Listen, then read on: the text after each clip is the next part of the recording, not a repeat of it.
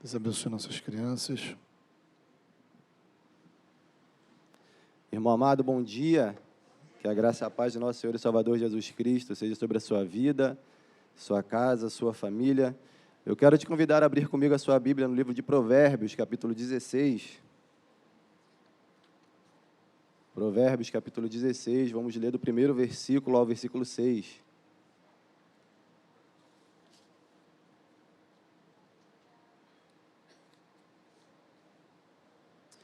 O texto já está projetado. Nos diz assim a palavra do Senhor. Ao homem pertencem os planos do coração, mas do Senhor vem a resposta da língua. Todos os caminhos do homem lhe parecem puros, mas o Senhor avalia o espírito. Consagre ao Senhor tudo o que você faz, e os seus planos serão bem-sucedidos. O Senhor faz tudo com um propósito, até os ímpios, para o dia do castigo. O Senhor detesta os orgulhosos de coração. Sem dúvida serão punidos. Com amor e fidelidade se faz expiação pelo pecado. Com o temor do Senhor, o homem evita o mal. Um escritor mundialmente conhecido, que eu acredito que muitos aqui conhecem, chamado C.S. Lewis, ele escreveu um livro, uma autobiografia, intitulada Surpreendido pela Alegria. E de todas as coisas que ele narra em sua autobiografia, uma narrativa da sua infância me chamou muita atenção. Ele menciona que, como qualquer outra criança, o objetivo dele era manusear objetos, construir coisas, recortar e colar, enfim, se envolver em algumas atividades lúdicas. Mas ele menciona que ele não podia se envolver nessas atividades porque ele herdou uma deficiência física nas suas mãos do seu pai, que comprometia parte do movimento de suas mãos.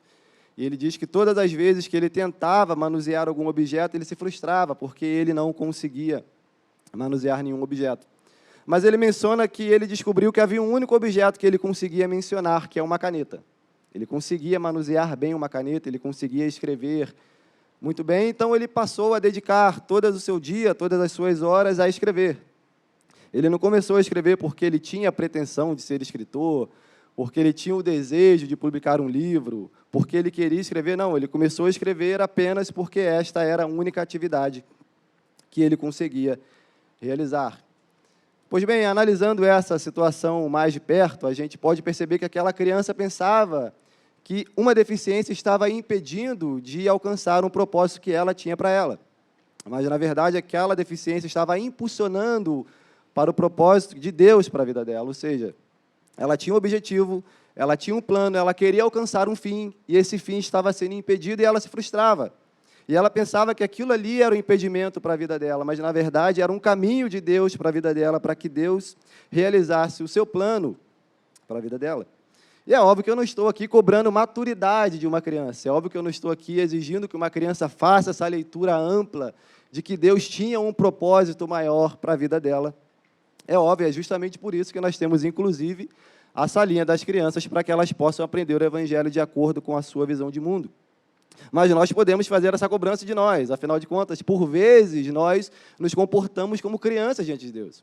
Por vezes nós demonstramos um coração infantil diante do Senhor porque nós queremos alcançar determinados objetivos, nós queremos alcançar determinadas metas e nos frustramos. E murmuramos diante de Deus, reclamamos e lamentamos porque aquilo que nós almejamos alcançar, porque aquilo que nós esperávamos que viesse a acontecer, não alcança. E a gente lamenta, murmura e chora, porque aquilo que a gente esperava, aquilo que a gente desejava, não tem o fim por nós esperado. E é justamente por isso que Provérbios 16 existe. É justamente por isso que Provérbios 16 foi escrito, para lançar luz a esse problema que nós temos em relação àquilo que nós desejamos e àquilo que Deus decreta. Em relação àquilo que nós planejamos e àquilo que Deus determina. Provérbios 16 lança luz nesse problema, nessa confusão que a gente faz em relação àquilo que nós desejamos alcançar e a resposta do Senhor. E é interessante a forma como Provérbios 16 inicia. Provérbios 16 inicia dizendo, ao homem pertencem os planos do coração, ou seja, o escritor está dizendo o seguinte, você pode fazer planos, você pode planejar, está liberado para você planejar, traçar metas e objetivos, você não está proibido de chegar no fim do ano e traçar metas para o ano seguinte. Você pode almejar traçar a sua viagem dos sonhos, você pode almejar ter uma casa própria, você pode almejar um casamento, você pode fazer todas essas coisas. Está liberado para você fazer todas essas coisas. Porém, a resposta final vem do Senhor. Porém, é Deus que determinará o caminho, porém, é Deus que dará o fim àquilo que você planeja.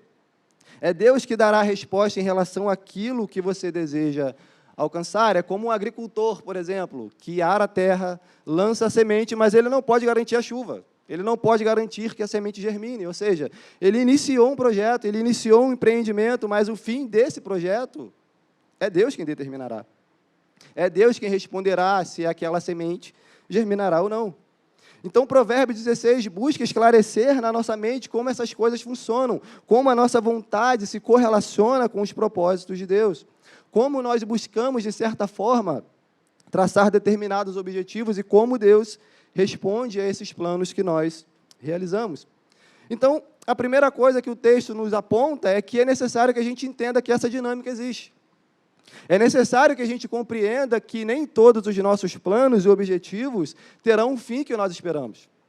Nem tudo aquilo que nós almejamos alcançar, nem tudo aquilo que nós determinamos, terá o fim que nós desejamos, porque Deus tem uma resposta certa para aquilo que nós queremos alcançar. E por que é fundamental que a gente entenda essa dinâmica? Por que nós precisamos entender essa correlação entre os nossos propósitos e os propósitos de Deus? Porque, como diz o versículo 2, todos os caminhos do homem lhe parecem puros. Ou seja, é fundamental que a gente busque compreender que aquilo que a gente planeja não vai ter o fim que a gente espera sempre, porque Deus tem um outro fim esperado para o seu propósito, porque todos os nossos caminhos, aos nossos olhos, são puros. Ou seja, a gente imagina que aquilo que a gente traça, que aquilo que a gente planeja, que aquilo que a gente decreta é puro, é certo, que não há defeito naquilo que a gente deseja. Mas, como diz o versículo, o Senhor avalia o espírito. Ou seja, Deus ele pesa as nossas motivações, Deus ele avalia as nossas intenções por detrás daquilo que nós desejamos iniciar. Pense, por exemplo, na Torre de Babel. Deus havia dado uma ordem explícita aos homens: multiplicai, sede fecundos e habitai a terra. Mas os homens se reuniram num único ponto e começaram ali a edificar uma torre. Ou seja, contrariando claramente um propósito, um objetivo de Deus. E diz o texto lá em Gênesis que Deus desceu para ver o empreendimento dos homens, para Deus ver a cidade que os homens estavam edificando. Mas o texto ali é mais intenso no que o escritor quer dizer. Ele quer dizer que Deus desceu para avaliar a motivação dos homens. Deus desceu para ver aquilo que os homens estavam realizando, mas não apenas isso. Deus desceu para avaliar a intenção por detrás do coração deles. E a intenção, ao construir a Torre de Babel, era justamente contrariar uma ordem de Deus, um propósito que Deus tinha. E o que é que Deus faz? Deus confunde as línguas. E o propósito de Deus do início é restabelecido. O povo se espalha e eles, portanto, passam a habitar em toda a terra. Ou seja, os homens tinham um propósito. Eles tinham um objetivo, eles queriam alcançar determinado fim, mas, no fim das contas, o propósito de Deus prevaleceu. No fim das contas, Deus ele continuou com o seu propósito. E isso acontece conosco. Por vezes, nós levantamos torres em nossos corações para contrariar a vontade de Deus. Por vezes, nós erguemos coisas no nosso coração para que nós não caminhemos segundo os propósitos do Senhor, e Ele confunde as coisas, para que, no fim das contas, o propósito dele prevaleça. E, às vezes, a gente não entende, porque a gente não compreende essa dinâmica entre os nossos propósitos e os objetivos de Deus. Por quê? Porque todos os nossos caminhos, aos nossos olhos, lhe parecem puros. Mas, já que todas as coisas que nós fazemos têm um propósito estabelecido por Deus, já que todas as coisas que nós almejamos alcançar, Deus dará um fim de acordo com a sua vontade, o que nós fazemos diante disso? Qual deve ser o nosso comportamento, uma vez que aquilo que eu planejo pode não ter o fim que eu espero e que Deus cumprirá a sua vontade? Entro em crise? O que eu faço? Fico louco? Não. Como diz o versículo 3, consagre ao Senhor tudo o que você faz. Já que Deus ele dará fim à sua vontade, já que Deus cumprirá o seu propósito, já que Deus sempre cumprirá a sua vontade, o que nós devemos fazer é buscar alinhar as nossas vontades à vontade de Deus.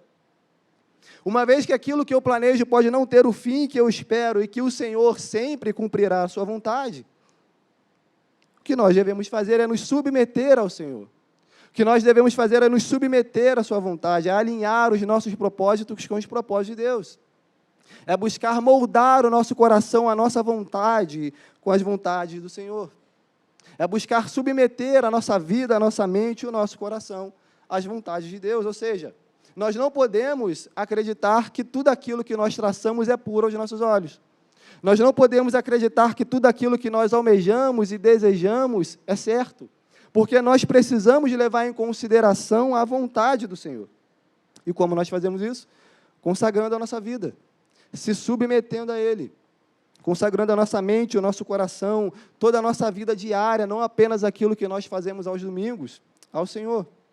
É submetendo a Ele que nós veremos essa promessa se cumprir. Ou seja, uma vez que nós consagramos ao Senhor os nossos planos, eles serão bem-sucedidos. Não porque eles alcançaram o fim que nós esperamos, mas porque Deus, através de nós, cumpriu a sua vontade. Então, sempre os nossos planos serão bem-sucedidos se eles estiverem alinhados com a vontade de Deus. E perceba que o texto coloca um terceiro elemento aí no meio do caminho, que é um homem com um coração orgulhoso, que é um homem que não busca se submeter à vontade do Senhor. E ele diz que até os ímpios para o dia do castigo o Senhor tem o propósito. E por que ele menciona isso? Porque ele evidencia um homem orgulhoso. Porque ele aponta para um homem orgulhoso de coração que não quer se submeter à vontade de Deus. Ou seja, esse homem orgulhoso, ele não quer saber dessa dinâmica entre aquilo que eu planejo e aquilo que o Senhor decreta. Ele não quer saber de consagrar, de submeter a sua vida ao Senhor. Então, ele busca viver a sua vida segundo os seus próprios propósitos, segundo os seus próprios desígnios, ele busca caminhar segundo a sua própria vontade, segundo o seu próprio querer. É por isso que o texto diz que Deus o detesta, ou seja, porque ele não quer caminhar segundo a vontade do Senhor. E diz o texto que, sem dúvidas, eles serão punidos, ou seja, é um lembrete para nós em relação à justiça divina. É um lembrete para nós de que Deus é justo e soberano e que Ele vai fazer com que a sua vontade se cumpra. Então, Deus detesta o orgulhoso de coração, porque o orgulhoso de coração, ele confronta as vontades do Senhor. Porque ele não quer saber dessa ideia de um Deus soberano que governa todas as coisas e que dá fim a todo o seu propósito. Porque ele não quer saber dessa ideia de se consagrar e se submeter ao Senhor. Então, portanto, Deus detesta o orgulhoso de coração. E o que nós devemos fazer, então? Devemos buscar evitar o orgulho. Devemos buscar evitar que o orgulho tome conta da nossa mente, o nosso coração, para que assim nós não venhamos fugir dos propósitos de Deus. Para que assim nós não venhamos andar para longe dos seus caminhos. É consagrando e se submetendo ao Senhor que os planos do Senhor se cumprirão em nossa vida. Então, primeiro, nós precisamos entender que existe essa dinâmica entre aquilo que eu planejo e aquilo que o Senhor decreta. O texto não está preocupado em explicar profundamente essa dinâmica. Não existe teólogo no mundo que te explique isso daqui, nem livro de teologia que vai te explicar como isso funciona. O texto só quer que você saiba que isso é assim, que você vai planejar e que, no fim das contas, Deus há de dar um fim que Ele deseja. E Ele quer que você se consagre ao Senhor, que você apresente a sua vida, se submeta a Ele e cumpra os seus propósitos. E que você saiba que o orgulhoso de coração, que aquele que não se submete às vontades do Senhor, serão punidos. Mas significa dizer que não existe esperança para o orgulhoso de coração? Significa dizer que aqueles que são orgulhosos estão completamente fora dos propósitos de Deus? Não é isso que o texto diz. Leia comigo o versículo 6. Com amor e fidelidade se faz expiação pelo pecado. Com o temor do Senhor o homem evita o mal. Ou seja, os orgulhosos de coração podem ser reconduzidos à vontade de Deus se eles entenderem que existe perdão para o pecado deles. Se eles entenderem que por meio da expiação do pecado eles podem novamente se submeter à vontade do Senhor. É óbvio que o texto aqui tem em mente os sacrifícios do Antigo Testamento. Só que esses sacrifícios eram temporários. Só que esses sacrifícios não podiam expiar plenamente o pecado, é por isso que eles eram continuamente sendo oferecidos. Mas quando nós chegamos no Novo Testamento, nós vemos um novo sacrifício sendo oferecido através da pessoa de Jesus. Jesus, ele viveu de forma perfeita, se submeteu completamente ao Pai e se entregou e fez expiação por nós, pelo nosso pecado. Então é através de Jesus que os orgulhosos podem novamente serem reconduzidos aos propósitos de Deus. É através de Cristo que nós podemos novamente buscar viver os propósitos do Senhor. Então perceba que existe um caminho a ser percorrido para que a gente alcance uma maturidade em nosso coração, para que a gente entenda os propósitos do Senhor, para que a gente verdadeiramente venha consagrar a nossa vida. A gente precisa entender que Deus cumprirá a sua vontade. Nós precisamos entender que precisamos nos consagrar ao Senhor e precisamos ter Jesus como um modelo a ser seguido. Por quê? Porque Jesus ele cumpre plenamente Provérbios 16. Porque Jesus ele é o protótipo perfeito daquilo que está escrito aqui. Jesus ele viveu em completo acordo com o Pai.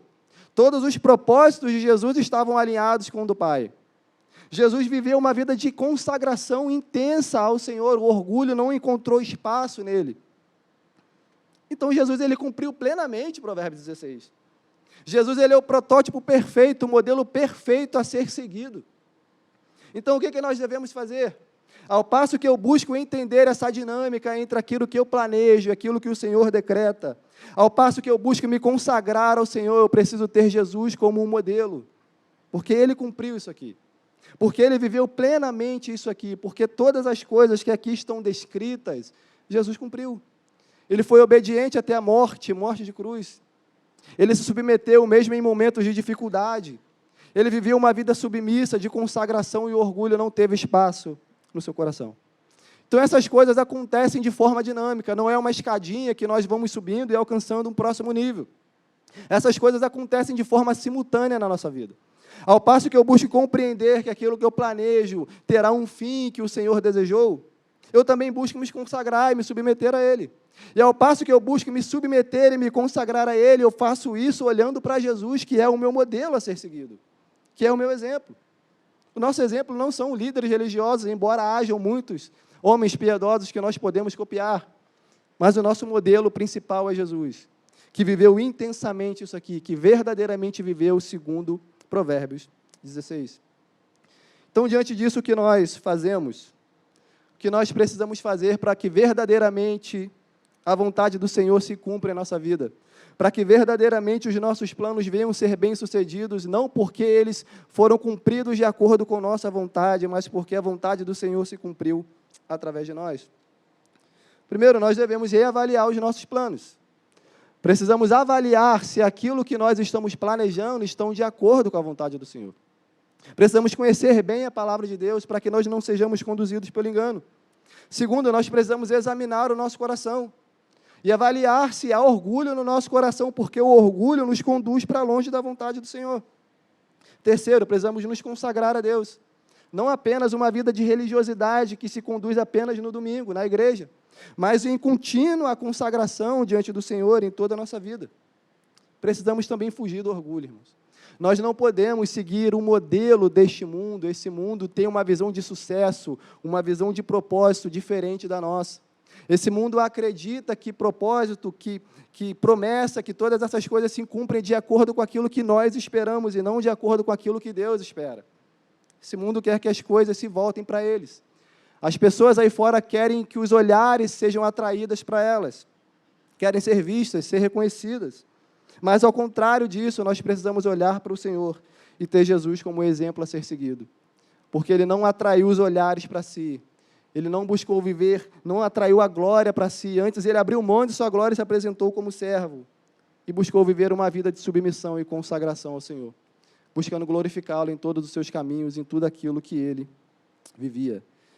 Então, meus irmãos, nós podemos, sim, ver os nossos planos sendo bem-sucedidos. Nós podemos, sim, ver aquilo que nós planejamos sendo bem-sucedido se nós entendermos que nem sempre eles terão um fim que nós desejamos, mas que Deus dará um fim que Ele deseja, e se o nosso coração se alegrar nisso, os nossos projetos, portanto, foram bem-sucedidos, porque a nossa vontade está alinhada com a vontade do Senhor. Pois bem, aquela criança do início do nosso sermão, que se frustrava porque não conseguia desenvolver determinadas atividades, já crescido, já um cristão maduro, escreveu no seu livro O Cristianismo Puro e Simples, que se nós buscarmos Jesus, nós encontraremos tudo nele, e nele tudo o que nós necessitamos. Portanto, Jesus é o nosso modelo a ser seguido, Jesus é o nosso exemplo, é para Ele que nós precisamos olhar, e nele que nós precisamos nos esmerar. Amém? Vamos orar? Vamos falar com o Senhor? Feche seus olhos. Pai, nós queremos te agradecer, Pai, porque existe graça para o Senhor para as nossas vidas. Porque por mais que nós tenhamos um coração orgulhoso, Pai, o Senhor enviou o seu Filho, Pai, que morreu por nosso pecado, que ressuscitou por nosso pecado, para que nós pudéssemos novamente ser reconduzidos à sua vontade, ao seu querer, Pai. Ensina-nos a olhar para Ele, Pai, com um coração manso e humilde, Pai, e a imitá-lo, Pai, para que assim todo o propósito do Senhor se cumpra em nossa vida e que os seus planos, ó Pai, venham se cumprir através de nós, Pai. É o que nós pedimos e te agradecemos, em nome de Jesus, Pai. Amém.